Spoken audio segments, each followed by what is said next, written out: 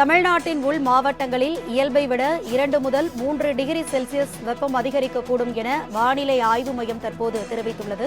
அதனை அண்மை செய்தியாக பார்த்துக் கொண்டிருக்கிறோம். இது தொடர்பான முழுமையான விவரங்களை செய்தியாளர் ஷெலினா வழங்க கேட்கலாம். ஷெலினா, வானிலை குறித்த விவரங்களை பகிர்ந்துக்குங்க. 24 மணி நேரத்தை பொறுத்தவரையிலும் ஓரிரு இடங்களில் மழை பெய்திருப்பதாகவும் அதே போல புதுவை, காரைக்கால் ஆகிய பகுதிகளில் வறண்ட வானிலை நிலவியதாக சென்னை வானிலை ஆய்வு மையம் தெரிவித்திருக்கிறது.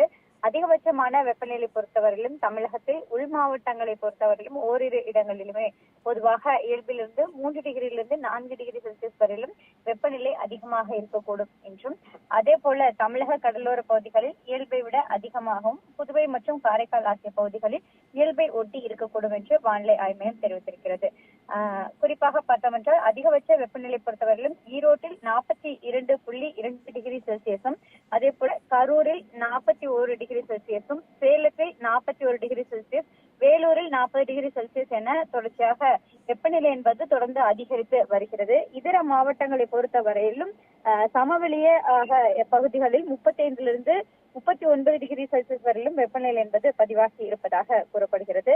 தமிழகம் மற்றும் கடலோர பகுதிகள், புதுவை மற்றும் காரைக்கால் ஆகிய பகுதிகளில் 35 39 டிகிரி செல்சியஸ் வரையிலும் வெப்பநிலை அதிகரித்து வருவதாகவும், சென்னை மீனம்பாக்கத்தை பொறுத்தவரையிலும் 37 38 டிகிரி செல்சியஸ் வரையிலும் வெப்பநிலை அதிகமாக இருப்பதாக சென்னை வானிலை ஆய்வு மையம் தெரிவித்திருக்கிறது. தென்னிந்திய பகுதிகளில் மேல் நிலவும் வளிமண்டல கீழடுக்கு சுழற்சியின் காரணமாக தமிழகத்தை பொறுத்தவரையிலும் 22 28 தேதி வரையிலும் தென் தமிழக மாவட்டங்களில் ஓரிரு இடங்களில் லேசானது முதல் மிதமான மழை பெய்ய வாய்ப்பிருப்பதாகவும், வட தமிழகத்தை பொறுத்தவரையிலும் வறண்ட வானிலை நிலவக்கூடும் என்று வானிலை ஆய்வு மையம் எச்சரிக்கை விடுக்கப்பட்டிருக்கிறது.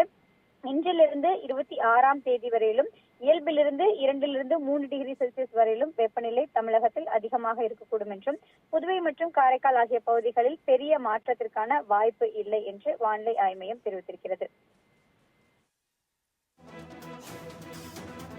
ஷெலினா, உங்களுடைய விவரங்களுக்கு நன்றி.